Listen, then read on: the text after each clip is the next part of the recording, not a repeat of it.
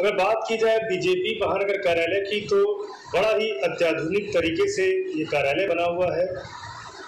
क्या कहेंगे आप? वहीं पर अगर कांग्रेस का कार्यालय देखा जाए तो बदहाली में है, किसको जिम्मेदार मान रहे हैं और क्या कहेंगे? देखिए, आप इस बारे में सिर्फ मैं यही कह सकता हूँ कि 70 साल तक कांग्रेस ने देश को लूटा, उसके बावजूद भी आज उसके शहर कार्यालय से लेकर राष्ट्रीय स्तर तक के मुख्यालय बदहाली के कगार पे हैं। वहीं दूसरी ओर 7 साल भारतीय जनता पार्टी ने कितनी ईमानदारी से देश को नेतृत्व प्रदान किया कि आज उनके कार्यालय चाक चौबंद हो गए। केंद्रीय कार्यालय उनका 700 करोड़ रुपए का 7 स्टार की तरह चमक रहा है, जिसमें 3 स्टोरी तक आप कार पार्किंग तक कर सकते हैं।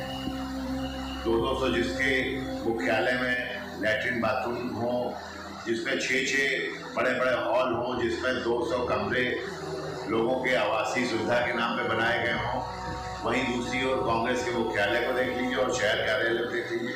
आज शहर कार्यालय हमारा, अगर आपने उसका निरीक्षण किया होगा तो बाथरूम लैट्रिन इस लायक नहीं है कि उसमें आप जा सकें। और वहीं शहर के बीजेपी के कार्यालय को देख लीजिए, 10 करोड़ की लागत से आज कितना जबरदस्त बनाया गया है।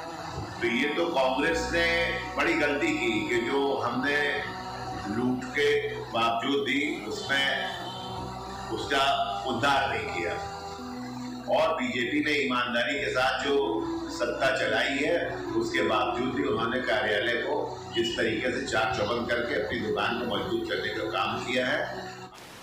संगम नगरी प्रयागराज में अगर बात की जाए कांग्रेस पार्टी की तो कांग्रेस कार्यालय जो काफ़ी पुराना है और आज़ादी के पहले से जो यहाँ पर जो सेना नायक थे, जो स्वतंत्रता सेनानी थे, यहाँ पर मौजूद रहते थे और यहाँ पर एक रणनीति बनाई जाती थी।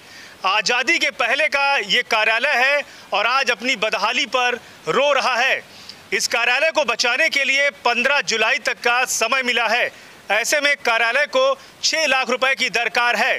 2.5 लाख रुपए इकट्ठा कर लिए गए हैं, लेकिन जो बाकी की रकम है उसकी अदायगी के लिए जो कांग्रेस कार्यकर्ता हैं प्रयागराज के, वो लगे हुए हैं और वो चाहते हैं कि जो ये मुहिम है उस मुहिम के तहत ये कार्यालय बचे। अगर बात की जाए बीजेपी महानगर कार्यालय की तो जो बीजेपी नेता हैं उनका ये मानना है कि पिछले 10 सालों का जो बीजेपी का कार्यकाल रहा है पीएम मोदी के नेतृत्व में, तो उन्होंने पूरे भारत में एक विकास की अपनी लहर बहाई है। इस लहर के दौरान प्रयागराज का जो महानगर कार्यालय है वो चमकता धमकता और बड़े ही अत्याधुनिक तरीके से बनाया गया है, जहां पर बीजेपी कार्यकर्ता बड़े ही आराम से बैठकें करते हैं और संगोष्ठियां होती हैं। तो समझ सकते हैं कि 60 साल जो कांग्रेस ने कार्य किए और आज कांग्रेस का जो कार्यालय है वो बदहाली पर आंसू बहा रहा है। कांग्रेस कार्यालय को भी लग रहा है कि ऐसे में कोई फरिश्ता आसमान से उतरकर कांग्रेस कार्यालय को मदद करेगा और कांग्रेस कार्यालय को बचाने की मुहिम का एक हिस्सा बनेगा, क्योंकि यहाँ के जो कांग्रेस नेता हैं वो पूरी ताकत लगा रहे हैं कि जो कार्यालय है वो बचा रहे। आज़ादी के पहले पंडित जवाहरलाल नेहरू जो प्रथम प्रधानमंत्री थे, इंदिरा गांधी जो प्रधानमंत्री थी और लाल बहादुर शास्त्री, ये लोग यहाँ पर कार्यालय में रहते थे और इनके नेतृत्व में ये अध्यक्ष भी रहे हैं। तो ऐसे में इस कार्यालय का अपना एक अलग महत्व है।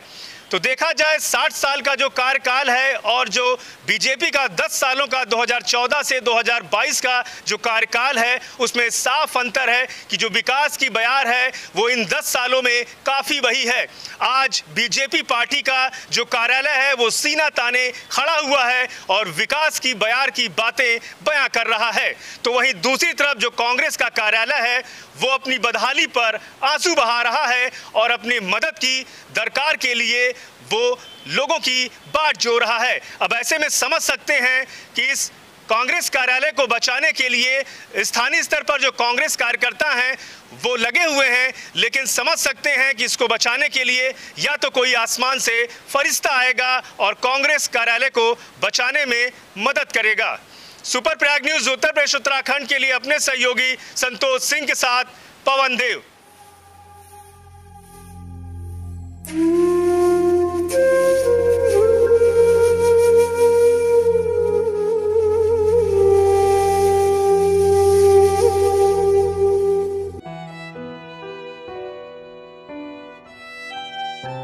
संगम नगरी प्रयागराज में शहर कांग्रेस कमेटी का ऐतिहासिक ऑफिस बंद होने के कगार पर है।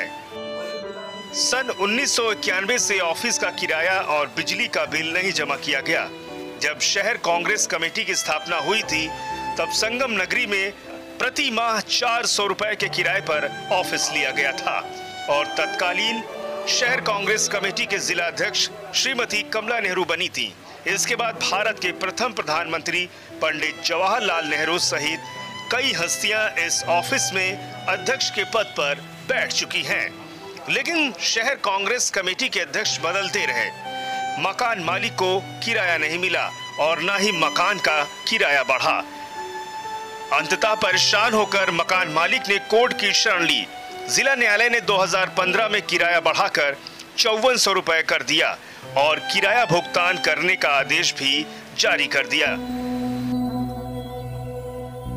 जहां एक बार 50,000 का भुगतान मकान मालिक को किया गया, मौजूदा समय में 3,15,000 ऑफिस का किराया बाकी है। जिला न्यायालय का आदेश है कि 15 जुलाई तक शहर कांग्रेस कमेटी ऑफिस के किराए का भुगतान नहीं की तो आखिरकार उन्हें ऑफिस खाली करना होगा। अब कांग्रेस से जुड़े लोग इस ऐतिहासिक ऑफिस को बचाने के लिए पहल शुरू कर दी है। तो ऑफिस किराए की राशि भुगतान के लिए 2 लाख कांग्रेस पार्टी और 50,000 प्रमोद तिवारी ने शेष बचे रकम को कांग्रेस कार्यकर्ताओं से चंदा लेकर पूरा किया जा रहा है। इसके लिए बाकायदा ऑफिस में मीटिंग बुलाई गई और इच्छा अनुसार सभी लोगों से चंदा देने की गुहार लगाई गई। अब देखना है कि क्या चंदे के पैसे से कांग्रेस के लोग इस ऐतिहासिक ऑफिस को बचा पाते हैं या फिर नहीं। पार्टी कार्यालय जो प्रयागराज में कांग्रेस का है, पुराना कार्यालय है चौक में, तो ऐसे में काफ़ी पैसा बकाया है। इसको लेकर 15 तारीख तक लास्ट डेट मानी जा रही है। विरासत के तौर पर देखा जाए तो एक विरासत है, क्या कहेंगे? देखिए, इलाहाबाद शहर कांग्रेस कमेटी का जो कार्यालय है वो मात्र कार्यालय नहीं है, हमारी विरासत है। इसी शहर से देश की आज़ादी की लड़ाई लड़ी गई थी। स्वराज भवन आज़ादी का मुख्यालय था और इस नाते इलाहाबाद में पहली अध्यक्ष हमारी जो कमला नेहरू थी और उसके बाद देश के प्रथम प्रधानमंत्री जवाहरलाल नेहरू अध्यक्ष थे, इंदिरा गांधी जी भी अध्यक्ष थी। तो बहुत सारे महत्वपूर्ण लोग जो हमारे इस शहर कांग्रेस के अध्यक्ष थे, उसके नेतृत्व और उनकी विरासत को हमें बचाना है। और आपको ये ज्ञात होगा कि जो किराया बकाया था उस किराए का हम लोगों ने संकलन किया है और 2 लाख रुपए हमें उत्तर प्रदेश कांग्रेस कमेटी ने प्रदान किया है। 50,000 रुपये आदरणीय राज्यसभा सांसद प्रमोद तिवारी जी ने दिया है और विभिन्न हमारे पार्टी के जो AICC PCC मेंबर्स हैं और उसके अतिरिक्त वार्ड स्तर के जो अध्यक्षगण हैं, सबसे हम लोगों ने इसमें सहयोग देने का आग्रह किया है।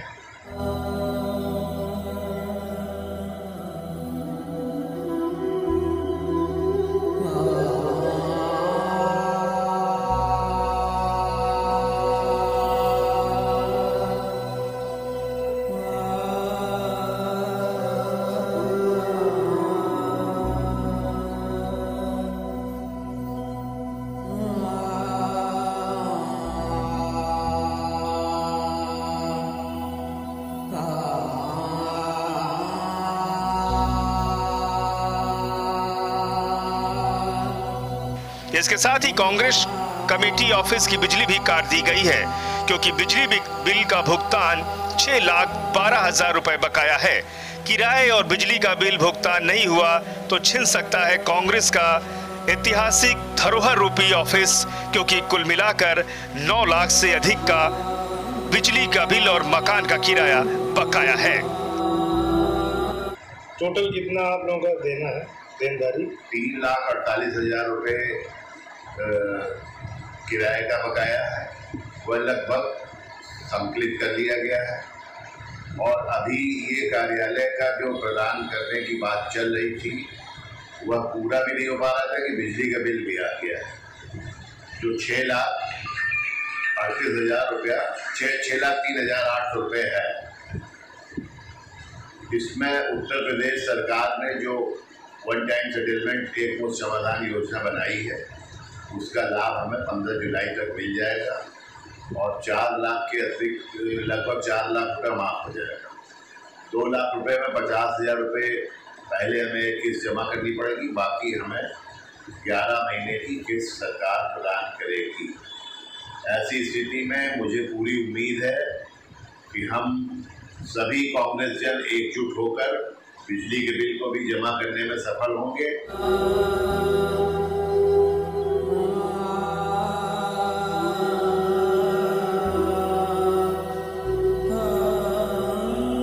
वहीं अगर दूसरी तरफ बात की जाए तो बीजेपी महानगर कार्यालय की तारीफ में जो बीजेपी नेता हैं उन लोगों ने बयान दिया है कि पीएम मोदी के नेतृत्व में बीजेपी के कांग्रेस के 60 सालों के शासन के ऊपर बीजेपी के 10 साल भारी पड़ रहे हैं।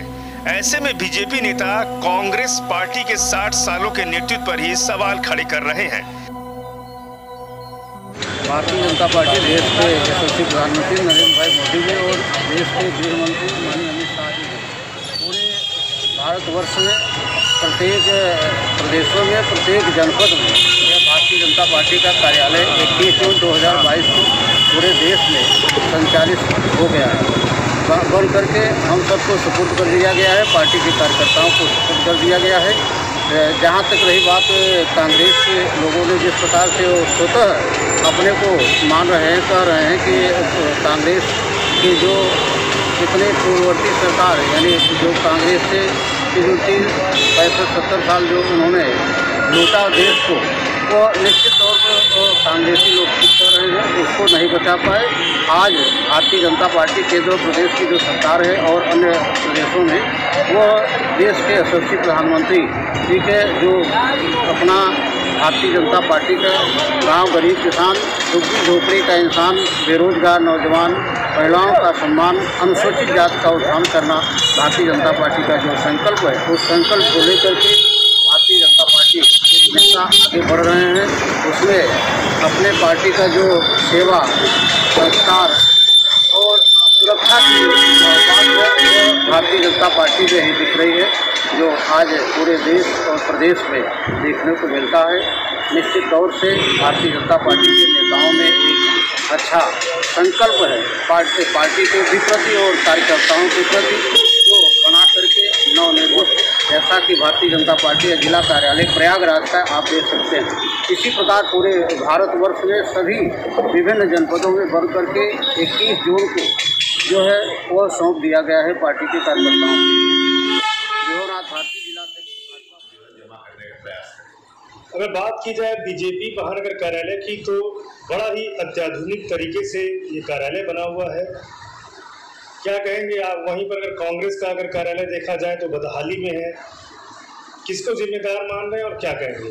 देखिए, आप इस बारे में सिर्फ मैं यही कह सकता हूँ कि 70 साल तक कांग्रेस ने देश को लूटा, उसके बावजूद भी आज उसके शहर कार्यालय से लेकर राष्ट्रीय स्तर तक के मुख्यालय बदहाली के कगार पे हैं।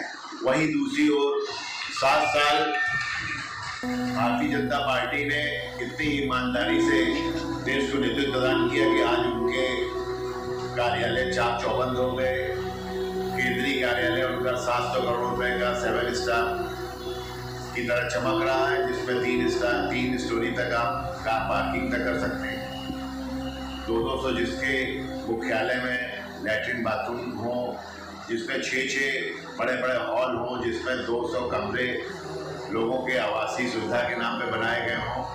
वहीं दूसरी ओर कांग्रेस के मुख्यालय को देख लीजिए और शहर कार्यालय को देख लीजिए। आज शहर कार्यालय हमारा, अगर आपने उसका निरीक्षण किया होगा तो बाथरूम लैट्रिन इस लायक नहीं है कि उसमें आप जा सकें। और वहीं शहर के बीजेपी के कार्यालय को देख लीजिए, 10 करोड़ की लागत से आज कितना जबरदस्त बनाया गया है। तो ये तो कांग्रेस ने बड़ी गलती की कि जो हमने लूट के बावजूद भी उसमें उसका उद्धार नहीं किया, और बीजेपी ने ईमानदारी के साथ जो सत्ता चलाई है उसके बावजूद भी उन्होंने कार्यालय को इस तरीके से चाक चौबंद करके अपनी दुकान को मजबूत करने का काम किया है। आने वाले समय में जनता इसका मुंह तोड़ जवाब देगी और लोगों को ये हम संदेश देने का प्रयास करेंगे कि अगर मूलभूत मुद्दों पर से हटकर भारतीय जनता पार्टी की सरकार राजनीति करेगी तो हम बुनियादी मुद्दों की बातों को उठाकर माननीय राहुल गांधी जी के नेतृत्व में, माननीय प्रियंका गांधी जी के नेतृत्व में और हमारी कांग्रेस अध्यक्षा सोनिया जी के नेतृत्व में आम जनता को दिशा दिखाने का कार्य करेंगे। अच्छा,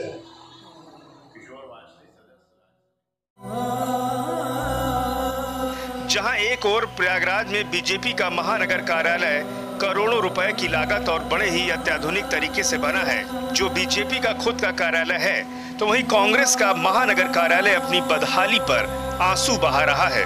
कांग्रेस पार्टी ने अपने 60 साल के दौरान इस कार्यालय धरोहर रूपी कार्यालय का कोई कायाकल्प नहीं किया। 3 प्रधानमंत्री देने वाले प्रयागराज कांग्रेस कार्यालय में पंडित जवाहरलाल नेहरू और इंदिरा गांधी इस महानगर कार्यालय में महानगर अध्यक्ष के पद पर बने रहे।